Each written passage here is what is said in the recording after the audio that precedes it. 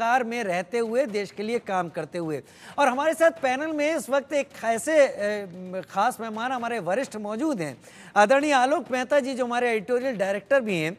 आलोक sir, आपके पास प्रधानमंत्रियों के इस भाषण को सुनने का उतना लंबा अनुभव है जितनी मेरी उम्र नहीं है, और शायद हमारे पैनल में लोग भी उतना करीब हों। 52 साल का आपका अनुभव है, 72 से आप देख रहे हैं। क्या वाकई जब प्रधानमंत्री ये कहते हैं कि नीति नियत अगर सही हो तभी रिजल्ट मिलता है, इतने सालों में आपने अलग अलग प्रधानमंत्रियों को सुना है?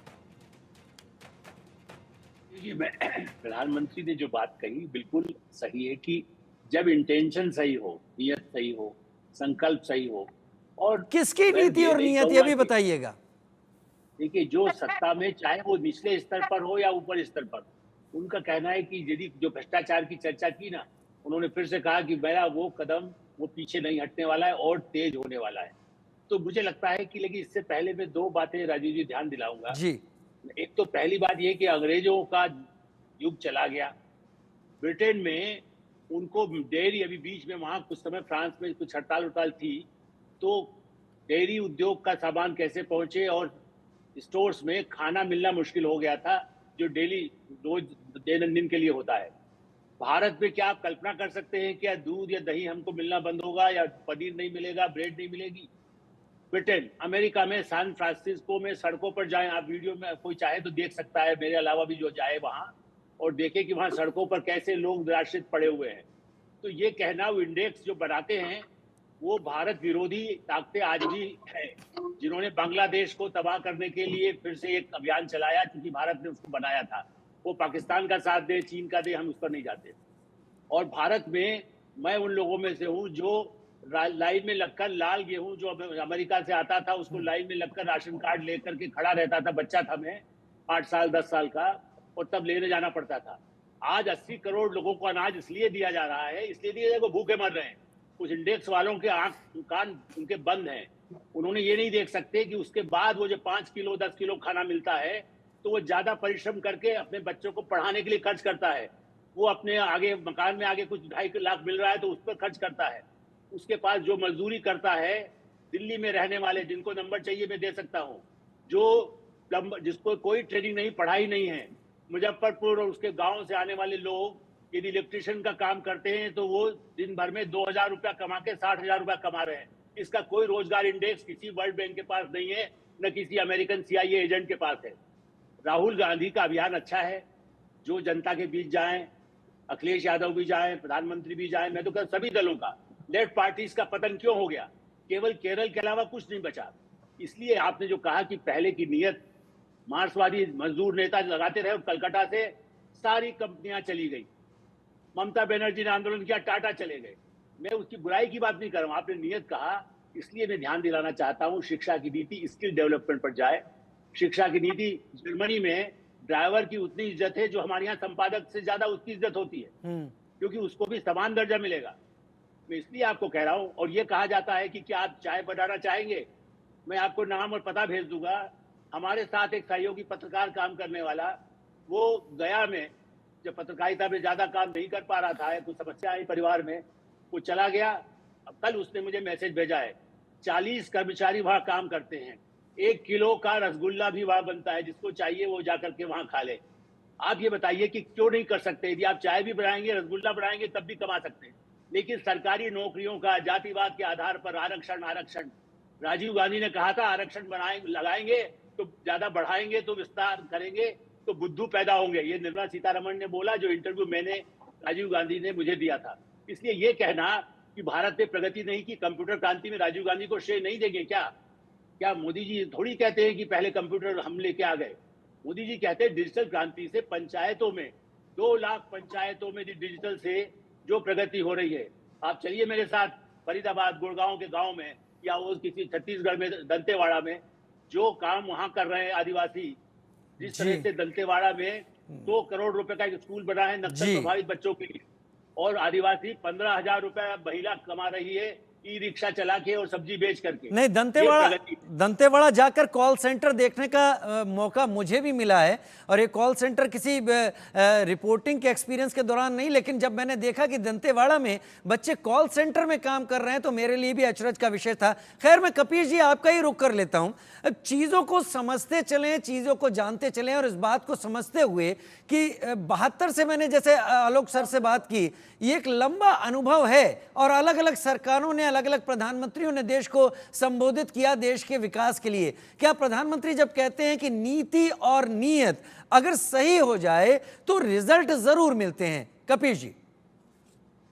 नहीं, इसमें कहीं दो राय नहीं। प्रधानमंत्री जी जो बात कह रहे हैं बिल्कुल ठीक कह रहे हैं, लेकिन जबानी जमा खर्च ज्यादा कर रहे हैं। दिक्कत इस बात का कि उन्होंने कभी अपनी नीयत और नीति देखी है? भ्रष्टाचार पे आप वार करने की बात करते हैं और जिन पर आप आरोप लगाते हैं उन्हीं को अपने सरकार में ले लेते हैं और उनको बाकायदा वित्त मंत्री बना दिया जाता है। गैर संवैधानिक तरीके से चलती हुई सरकारों को गिरा दिया जाता है, संविधान के विरुद्ध काम किया जाता है, संवैधानिक एजेंसियों का प्रयोग अपने हित को साधने के लिए किया जाता है। ये प्रधानमंत्री जी को नहीं दिखाई दे रहा। तो ये चीज तो सरेआम है जो हम आपको कह रहे हैं। दूसरी चीज आपको कह दें कि नियत किसे कहते हैं। जब भारत को सुपर कंप्यूटर देने से मना कर दिया विश्व ने, तो भारत ने सुपर कंप्यूटर बना लिया। जब भारत को क्रायोजेनिक इंजन देने से मना किया विश्व ने, तो भारत ने क्रायोजेनिक इंजन बना लिया। जब भारत को रडार टेक्नोलॉजी देने से मना किया विश्व ने, तो भारत ने राजेंद्र रडार जैसी टेक्नोलॉजी डेवलप कर दी। आप हमें बताओ, जब बोफोर्स पे बैन कर दिया गया यहां पर, तो बोफोर्स के समतुल्य तोप धनुष का निर्माण भारत ने कर लिया।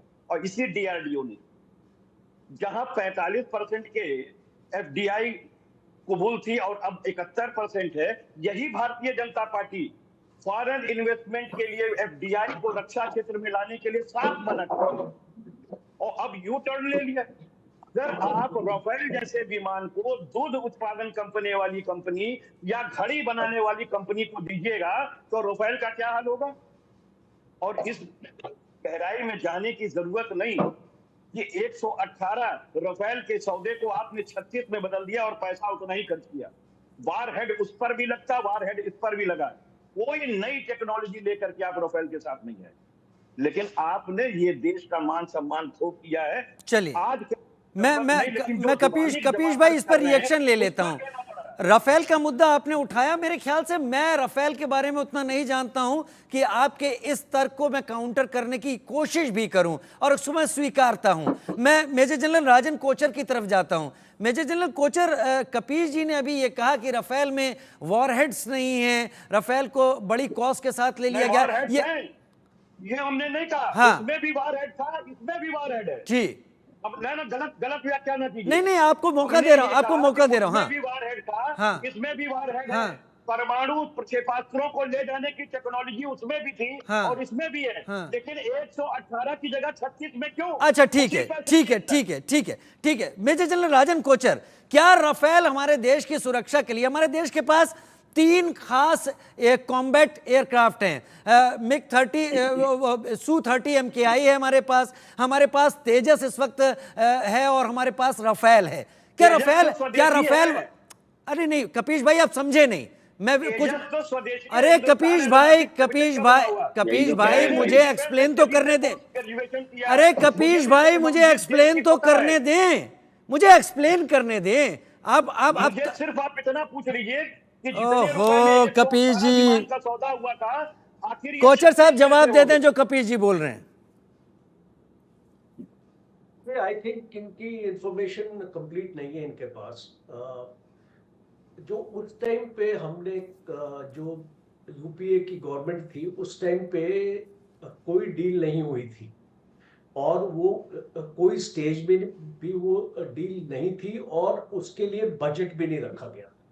तो उस टाइम पे नेगोशिएशंस हो रही थी खाली, it was in the first stage. दूसरी बात, जो उस टाइम की कॉन्फ़िगरेशन थी राफेल की, और जिस टाइम के वेपन सिस्टम्स हमको चाहिए थे उस टाइम वो उसमें नहीं थे, और वो ये बाद में एयर चीफ ने अच्छी तरीके से अपनी रिक्वायरमेंट को, जब गवर्नमेंट की इंटेंट साफ हो गई कि हमको खरीदना ही है, तो इसीलिए हमने उस जो फाइनल कॉन्ट्रैक्ट हुआ था फ्रांस के साथ, it was a government to government deal, जो इस गवर्नमेंट के साथ डील हुई थी, उसमें हमने जो वेपन प्लेटफॉर्म्स हमको चाहिए थे, जिस टाइप की स्टेल्थ टेक्नोलॉजी हमको चाहिए थी, क्योंकि आज जो राफेल है वो एक 4.5 जनरेशन एयरक्राफ्ट है। मतलब सर बिना आपको रोके हुए आप ही समझाइए, मैं ज्यादा नहीं। आप कहना ये चाहते हैं कि वो जो पैसा, वो जो आकलन है राफेल की कीमत का, वो केवल नेगोशिएशन टेबल तक का ही था, और वो एक तरीके से ऐसा था जैसे माचिस की डिब्बी और उसमें माचिस की तीलियां ना हो। क्या मैं गलत कह रहा हूं? देखिए, बिल्कुल एक चीज मैं आपको बहुत क्लियर बता दूं कि जब एक इनिशियल स्टेज में उसको नेगोशिएशन करती है, उसमें जो भी हमारा जो हम अपनी स्पेसिफिकेशंस देते हैं, वो स्पेसिफिकेशन जो उस टाइम दी थी और जो इस टाइम दी थी, उसमें बहुत फर्क है, और इसीलिए कॉस्टिंग में फर्क आएगा। जब आपको एडवांस एवियोनिक्स चाहिए होंगे एक वेपन प्लेटफॉर्म में, जब आपके पास आधुनिक वेपन सिस्टम आपको उस एयरक्राफ्ट में चाहिए होगा, तो ऑब्वियसली उसमें चेंजेस आएंगे। हमारी सुन ले, उसका जवाब दे दें। मैं पूछ रहा हूं कि ये 4.5वीं पीढ़ी का हमारे पास क्राफ्ट आया है, इसके अंदर लेजर टेक्नोलॉजी उस समय भी थी, वार हेड्स उस समय भी लगे थे। वो कौन सा उनको बोलने तो दीजिए जो इसमें पहले लगे नहीं थे, उनको बोलने दीजिए ना, जरा उनकी ये बात बता सुन दीजिए। लीजिए उनकी बात। मैं तो पूछ रहा हूं, मुझे तो कपिल जी, इस बात का शौक है कि कपिल जी पूरे आदर के साथ मॉडरेट मुझे करने दें, लेकिन वो जो चीजें समझा रहे हैं शायद मुझसे और आपसे ज्यादा बेहतर बात रख रहे हैं, क्योंकि उन्होंने नजदीकी से चीजों को देखा है, और वो जो समझा पाए हैं मैं आपके सामने रख रहा हूं। उनका सरकारों ने भी देखा है। नहीं, उनका कहना से उनका कहना देखिए, राजनीति नहीं सर, हम रैली नहीं कर रहे हैं। काम किया है। देखिए मेहता जी, आप तो झूठ मूठ कहते हैं। भारत सरकार और मोदी सरकार की जिस तरीके से आप बड़ाई करते हैं, आप एक जवाब नहीं दे पा रहे हैं। सरकार की बात नहीं है, डिफेंस की बात कर रहे हैं। लोगों को इन्होंने अपने पार्टी में आरोप लगाया, फिर अपनी पार्टी में शामिल किया। प्लीज उसको आप क्या कर रहे हैं? मुलायम प्लीज सिंह यादव तारीफ कर रहे हैं, प्रधानमंत्री जी मैंने से नहीं सुन किया। रहे होंगे, तो सबसे मुलायम पहले सिंह यादव की खड़े होकर अपने मंत्रियों की जात बताने वाला कौन है? आप मुझे बताओ। देश के अंदर यादव की आत्मा रोएगी। उत्तर प्रदेश के अंदर भाजपा की लिस्ट आती है, जीत का आशीर्वाद। अरे कपिल जी कहाँ, एक मिनट, कपिल जी कहाँ ले गए आप चर्चा को? कपिल जी कहाँ ले गए? उत्तर प्रदेश के चुनाव अभी वक्त है, और लोकसभा के भी हो चुके हैं। नहीं, मैं आदरणीय कपिल जी, आप चर्चा को अपने हिसाब से नहीं ले जा सकते। अगर मेजर जनरल राजन कोचर कुछ बात रख रहे हैं, अगर मेजर जनरल राजन कोचर कुछ बात रख रहे हैं, तो सेना से जुड़े हुए लंबे अनुभव वाले अधिकारी हैं, और उसको उसी तरीके से समझा जाए। आपको कहना नहीं चाहिए, लेकिन आप नाक रगड़वाने की बात ही कर रहे हैं। क्या हुआ? राफेल के लिए जिसको ठेका दिया जाता है, आखिर क्यों दे दिया फ्रांस ने पाकिस्तान? तो डिफेंस वाले को बोलने दीजिए, आप क्यों बोल रहे हैं? देखिए कपिल जी, इस चर्चा को पॉलिटिकल स्फीयर में मत लेके जाइए, डिफेंस का मामला है, और जो आपको जानकारी आप लेते हैं ना, वो आपको गूगल से मिलती है, और गूगल ये जानकारी नहीं। कपिल जी आदर के साथ, कपिल जी क्षमा चाहता हूं। कपिल जी मैं उम्मीद करूंगा, आप समाजवादी पार्टी के प्रवक्ता हैं कपिल जी, और मैं चाहूंगा कि मेजर जनरल राजन कोचर बात रखे। वो किसी भी पार्टी का झंडा अपने माथे पर नहीं लगा के चल रहे हैं। उनके पास अशोक की लाठ है, उनके पास देश का चक्र है, और कुछ नहीं है। मेजर जनरल राजन कोचर, आप अब स्पष्टता के साथ बात रखें। मैं चर्चा को आप तक सीमित कर रहा हूं, और आज साफ कीजिए कि राफेल की असलियत आपको क्या लगती है, वरिष्ठ अधिकारी के नाते। मेजर जनरल कोचर, क्लियर कीजिए। देखिए, सबसे पहले मैं एक चीज क्लियर करना चाहता हूं कि ये इसको पॉलिटिकल डायमेंशन में मत लेके आइए। देश की सिक्योरिटी का ये इशू है, एक रिक्वायरमेंट थी इंडियन एयरफोर्स की, आपने, इस गवर्नमेंट ने उस रिक्वायरमेंट को पूरा किया।